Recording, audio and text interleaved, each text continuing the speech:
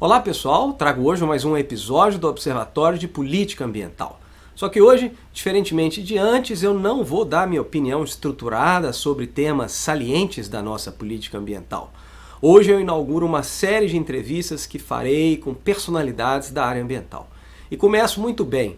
Entrevistei há pouco Philip Fernside, um pesquisador renomado no Brasil e em todo o mundo. Tive a oportunidade de conversar com ele sobre a questão da Amazônia, do desmatamento, do Acordo de Paris e uma série de assuntos relacionados ao papel da ciência na política ambiental brasileira. Confira aí.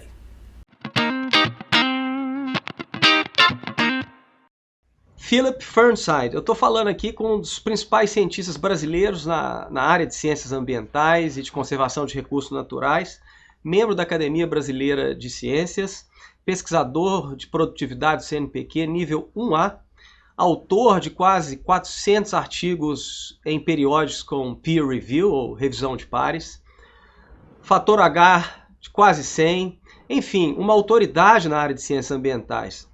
A pergunta que eu te faço, Philip, é que a gente imagina que quem assume um Ministério do Meio Ambiente ou um governo e quer fazer política relacionada ao meio ambiente no Brasil, provavelmente gostaria de te ouvir.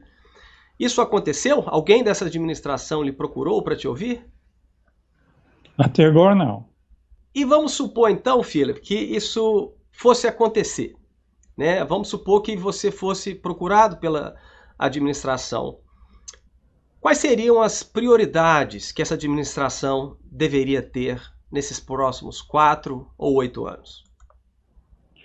Bom, são muitas coisas, mas uma coisa urgente é a relação do Brasil com o Acordo de Paris. O presidente ameaçou várias vezes de retirar o Brasil, prometeu na campanha, etc.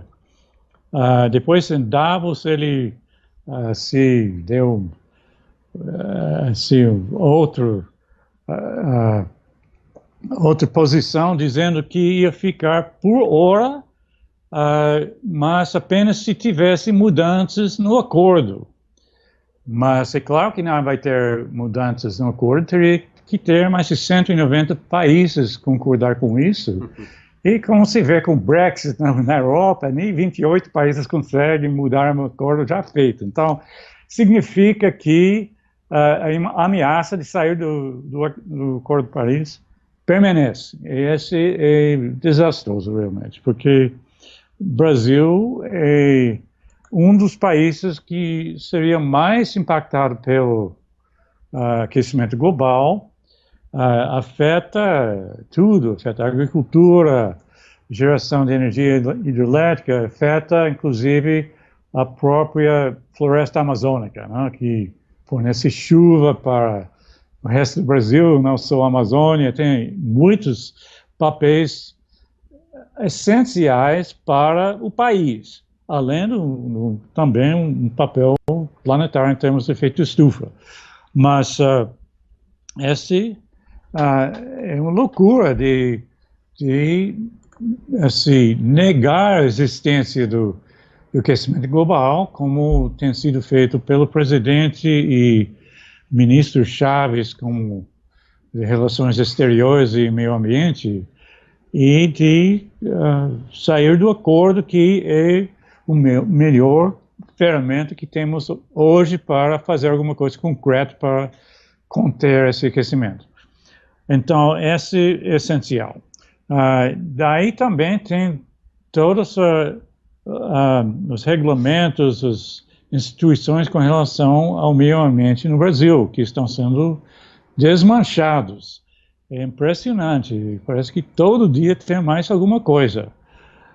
Então, com isso, você coloca... você acelera desmatamento e tudo mais, mas não é só isso. Você está colocando assim, em movimento processos que vão durar décadas. Não é uma coisa que vai parar na hora, quando o Bolsonaro sair do cargo, etc. Então, é uma coisa que tem muito impacto sobre o futuro. E mantendo a floresta amazônica, é essencial para o país, porque esse é o que fornece serviços ambientais que sustenta toda a parte de fornecimento de água, de manutenção do clima e todos os benefícios de biodiversidade, entre outros. Então, é uma coisa muito urgente de mudar o posicionamento sobre isso. Para mudar um posicionamento, deveria haver uma espécie de consenso em relação ao diagnóstico sobre o que está acontecendo.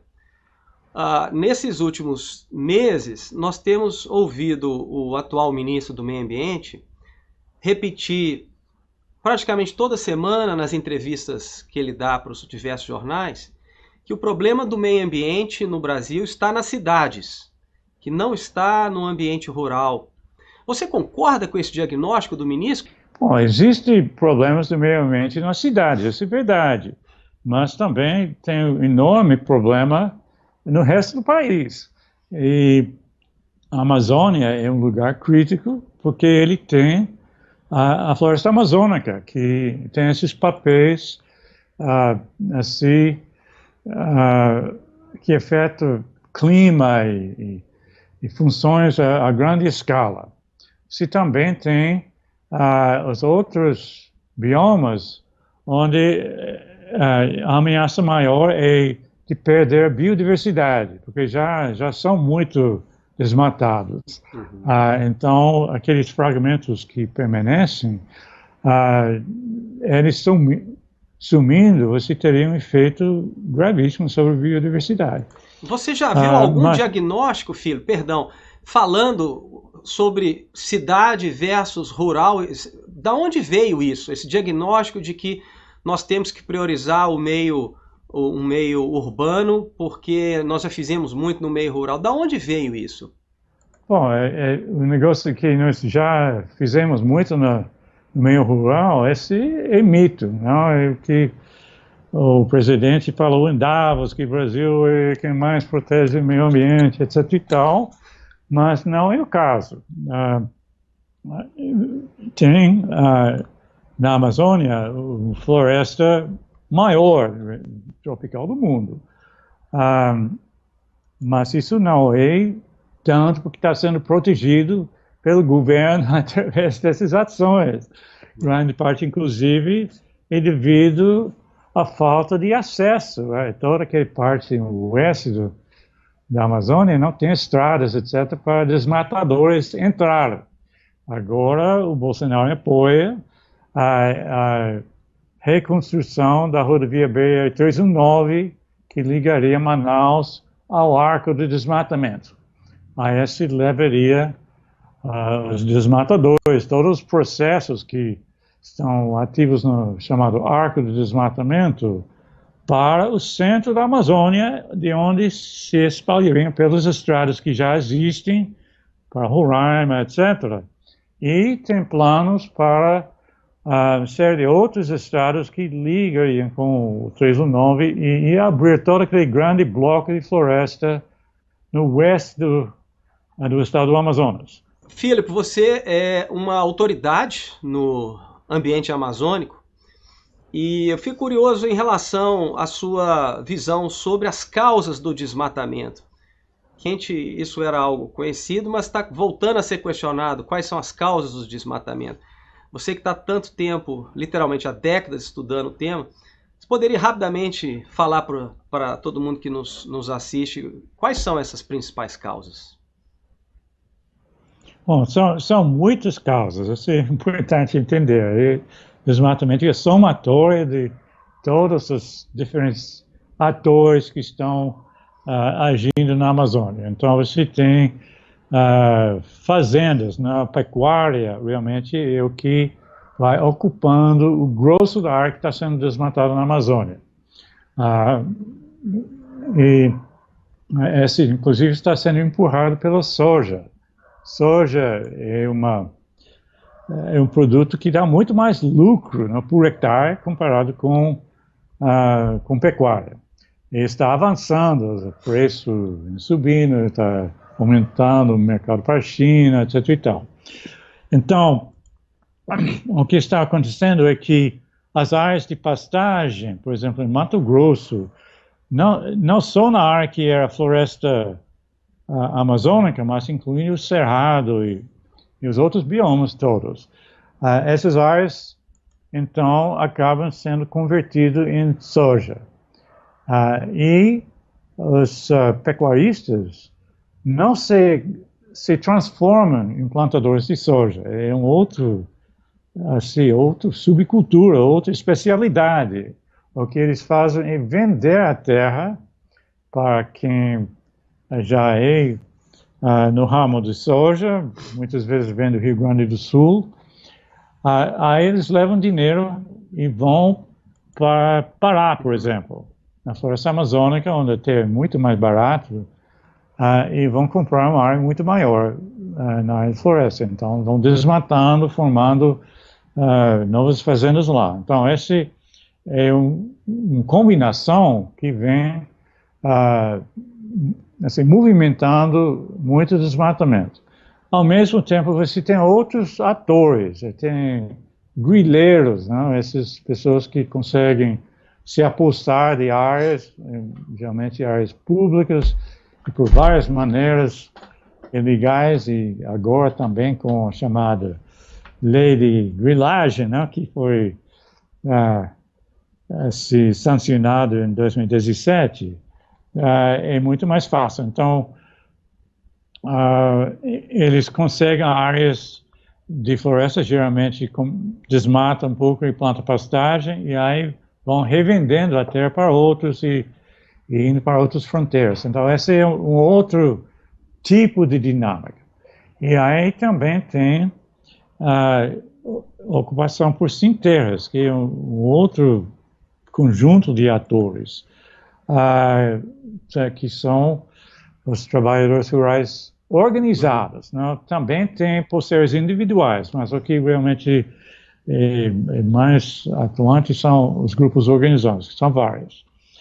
Então, essas é uma coisa que vai empurrando a ação de outros também. Quer dizer, eles mesmo vão invadindo e depois pode ser oferecido áreas de assentamentos, o legalizado onde estão, uma coisa, mas acaba avançando a fronteira e já tem por volta de 3.000 assentamentos na Amazônia, uma coisa que explodiu nas últimas décadas.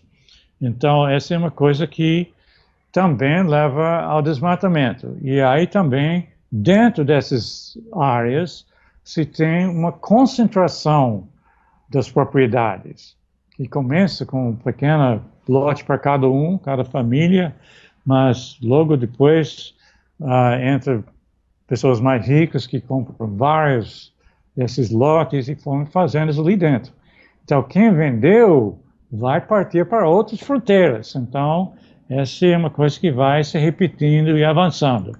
E na hora que abre novos acesso a novas áreas, como essas estradas planejadas no oeste do Amazonas, a partir do 319, Manaus, Porto Velho, ou ao norte do Rio Amazonas, com o programa Barrão de Rio Branco, essas áreas, então, são atraentes, não? Se tem floresta lá que tem a devoluta, etc., que é campo aberto para isso. E então esse vai é um conjunto de diferentes fatores, mas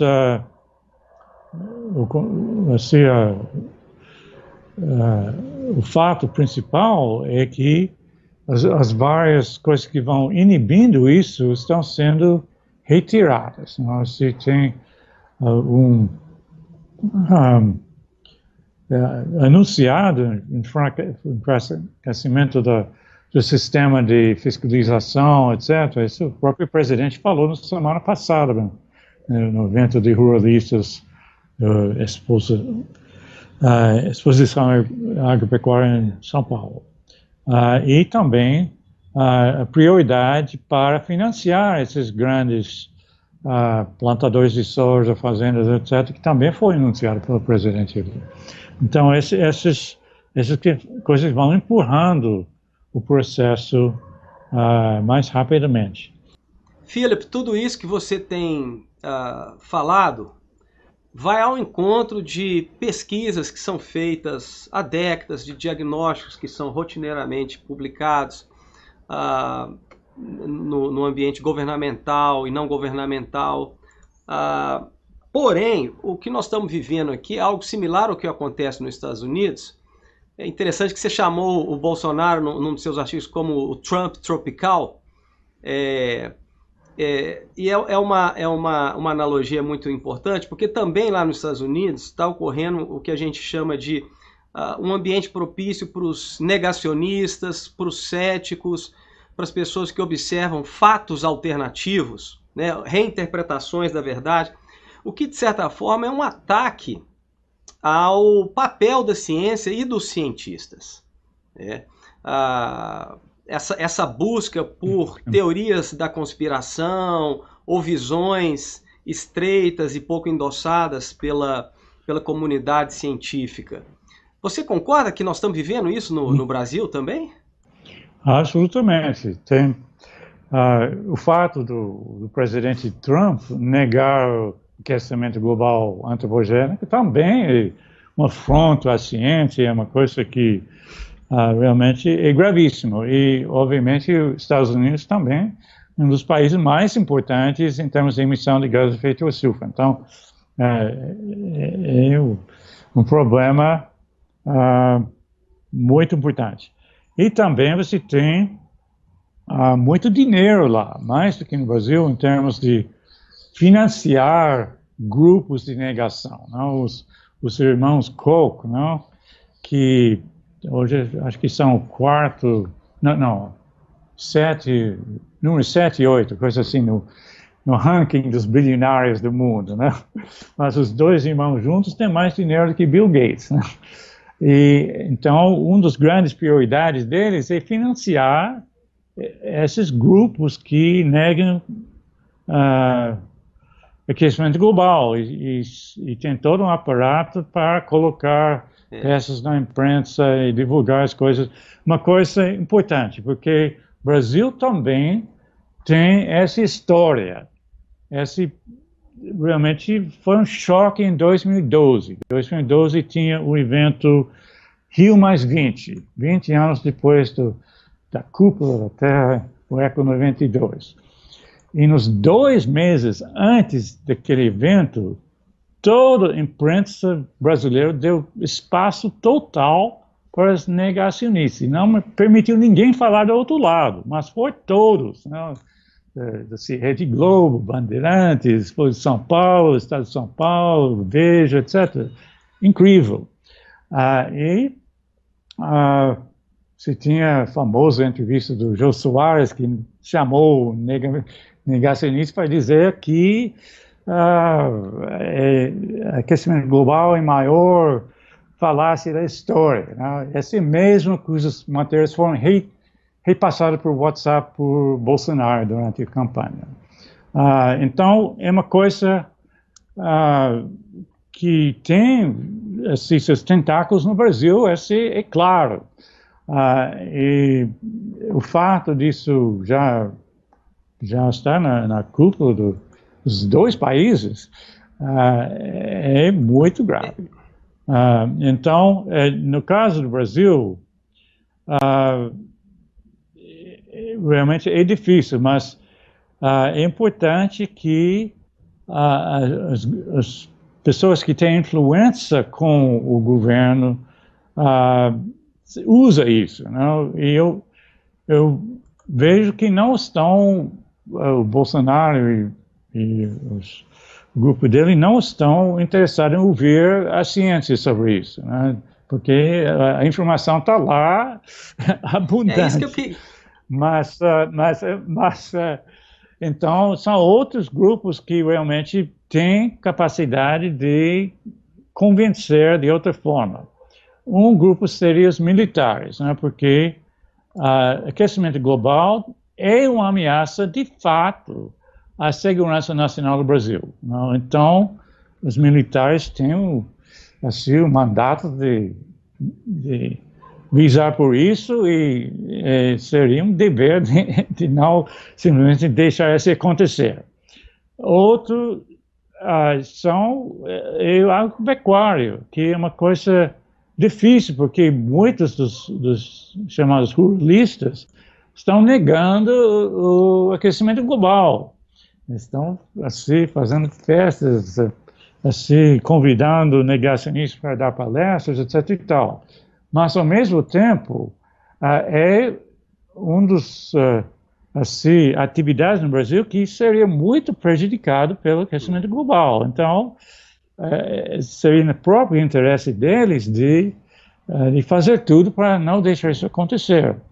Então, esse é um grupo. E de fato, tinha um sinal importante lá, que foi o Bolsonaro mudar de posição sobre a abolição do Ministério do Meio Ambiente, que ele prometeu fazer na campanha e estava pronto para fazer, aí foi convencido pelo Blair Maggi e alguns outros para não fazer isso, porque ia provocar reação em países que importam os produtos agrícolas. Quer dizer, escuta a área de agropecuária. Então, esse é um dos possíveis caminhos. Outro, que talvez seja mais tênue, é a parte religiosa, que também ele escuta. E aí também tem muita negação de mudança climática, mas também tem vários grupos aí que veja, por exemplo, a destruição da floresta amazônica como a destruição da criação de Deus, uma coisa que tem que combater. Então, são várias outras frentes, outros grupos que teria como mudar a visão do atual governo. Eu achei interessante, você mencionou esses 3 grupos, a influência deles na construção de diagnóstico e percepção da realidade por parte do governo atual.